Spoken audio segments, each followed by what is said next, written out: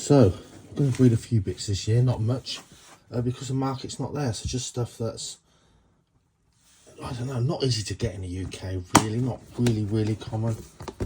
Stuff that's I find interesting and nice to make available to people. So these have just come out of brumation, just brought them out from their, I would say incubation area, but their brumation area. These are Russian rat snakes. We've got a lovely, looks paler now, they need a shed, but a lovely yellow marked, sort of standardised female, and then the male here lacking that yellow pigment, and the young are either or. So these guys need to really settle on down.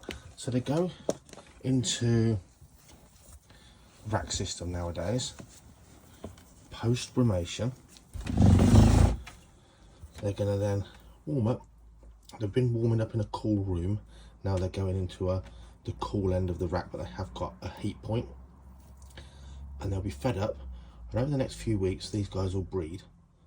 And then once we get into spring, I'm in the UK, so once the weather warms up and the frosts tend to go, which is Easter time, they can tolerate it. They'll actually then go outside, and as the female gravids up, she'll be brought back in to lay her eggs, and then they'll be outside until around October time.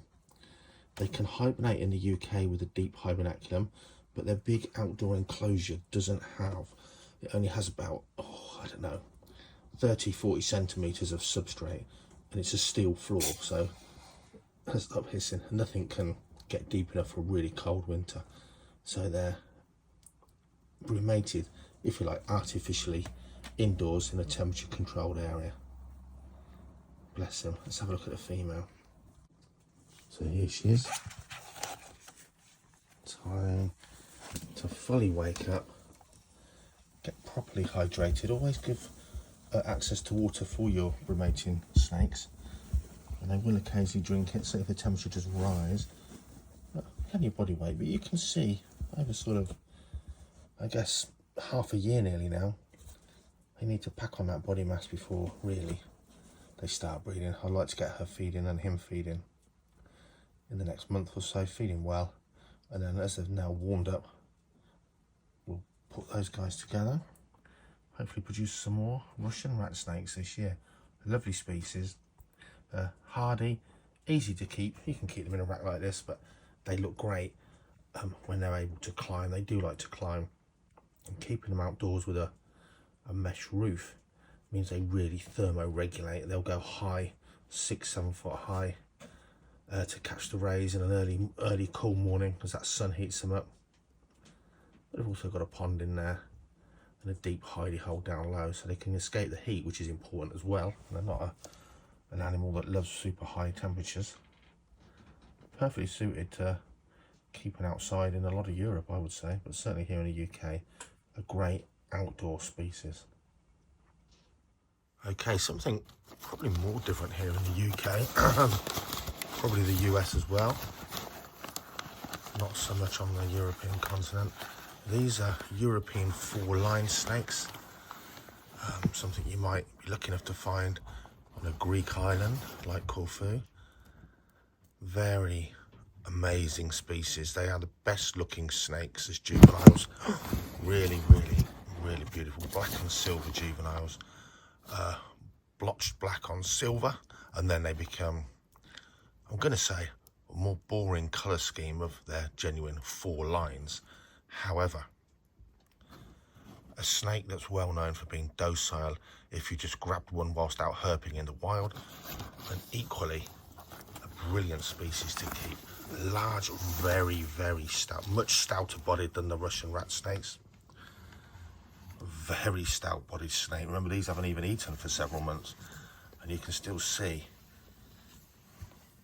the chunkiness even though they're at the leanest point of the year. Certainly grown to about 6 feet long, so big European snake. And just like the Russian rats, they're just going to go in this rack, very basic, somewhere to hide a heat source and a water bowl to drink and rehydrate, only for a few weeks. So they're going to make sure they get hydrated, well fed, are warmed up and active, and these things will be nailing food in the next couple of weeks.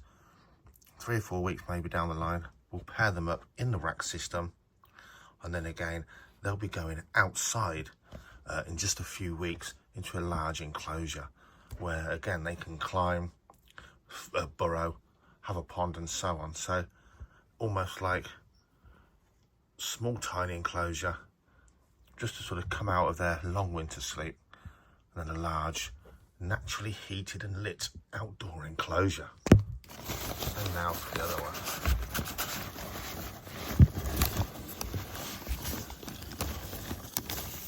These guys have had about a 5-month incubation. Not in this box, I hate this is just where they've been transported. You do need to give your snakes water when they're cremated, as we mentioned earlier. Look at these beautiful snakes. Big snakes.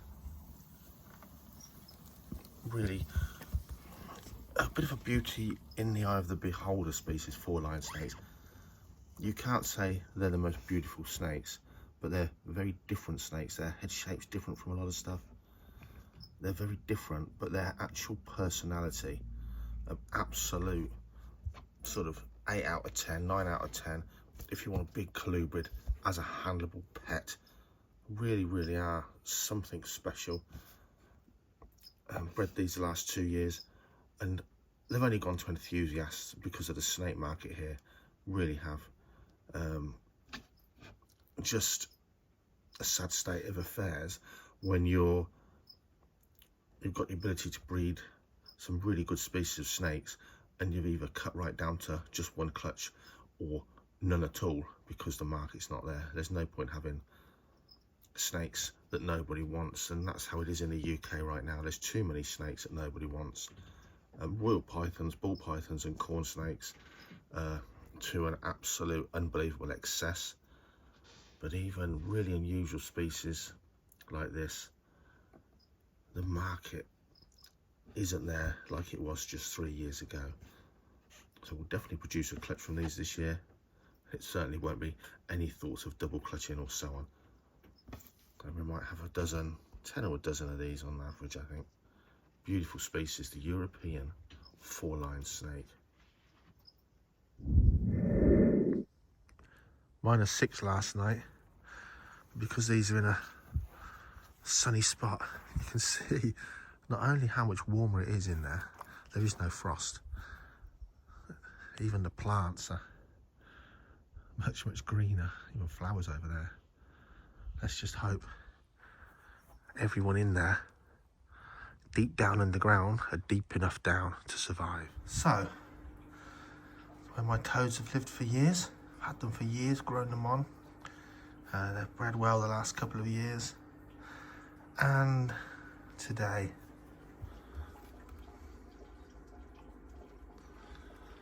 plastic mesh, been like it for years.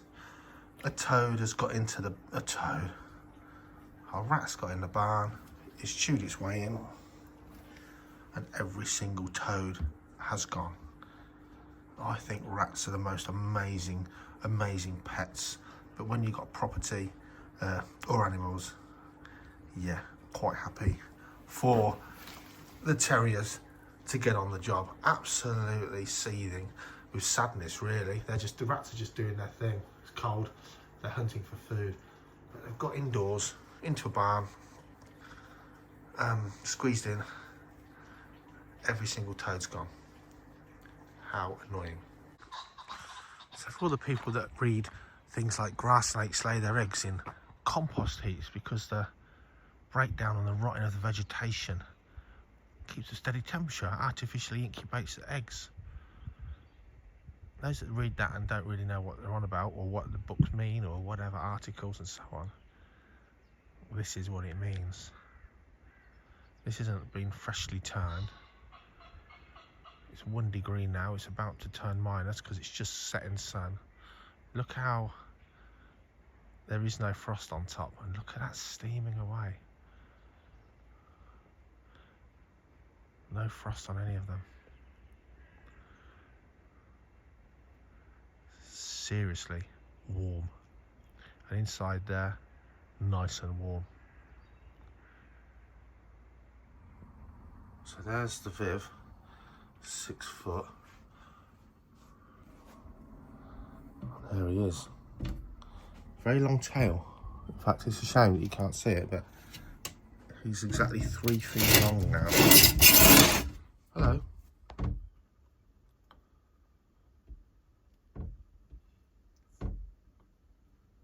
Hello. Wiggle, wiggle.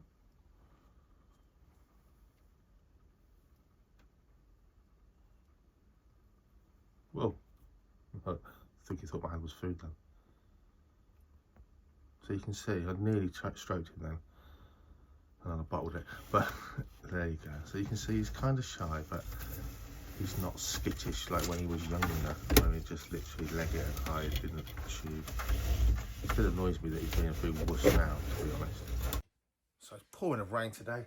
That means the project I wanted to do, not really going to do. So we're back in a reptile room again, and we're going to put a front lower area onto this here monitor lizard enclosure. Remember, it's built from a packing crate, so it's probably not going to cost much apart from the electrics, lighting, heating. Really, probably waterproofer. It's going to cost more than anything else.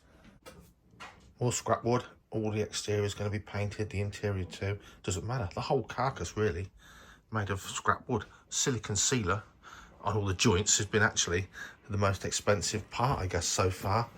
And very important, it has to be sealed well. Asian water monitors they like a lot of moisture, they like a lot of humidity. So my fire salamanders are home for the winter, because although they were protected from frost and everything, 1 or 2 of them were really struggling weight-wise. They obviously weren't getting enough food or feeding well enough. But you can see now they're doing really well. It's eating well. This is the female. You can see it's eating well, but look. I've got snakes that were brought the same year as hatchlings that are bred for 2 years, and, you know, giant 6-foot things like 4-line snakes and Russian rat snakes. This little thing. But it is eating well now, so I think they've finally started growing. Okay, so we're progressing. Got ventilation holes in down there, there's some down there. The whole pond area, lots more to do, including plumbing it in so it drains easily. But we have got some decor in. Trouble is with Asian water monitors, you need a fair bit of infrastructure. Possibility of being destructive, need a lot of heating, a lot of lighting, if you know what I mean. And that means it's hard to make it disappear if you want a really naturalistic setup. So it's a bit of a compromise. But remember, it's nearly all for free, literally. Lighting unit, had lying around for ages. Little hide to tuck into up there. All the wood, all the logs of wood, all lying around for free. Just a few bits of old corkbark I've got lying around in a box. Not offcuts, but iggledy-piggledy piece I don't need. Just to try and give it just little features of naturalisticness. These won't be here forever like this, or maybe they will, who knows. Both of these lying around for ages. Same with the lighting unit. So heating and lighting, it's all stuff I've just had lying around for quite some time. So still, it has only cost silicon sealer and several coats of varnish for the woodwork. The whole woodwork, the cabinet, everything has been stuff I've already got that I've been given, or that's just been bought very many years ago. But it's starting to take shape. Plenty of walkways. Testing the heating now. We've still got to buy the glass for the front doors. That's going to cost the biggest single cost of the whole build, believe it or not. Just the glass front. Oh, and some substrate down below. Nice deep layer of substrate. But for sure, taking shape, looking good.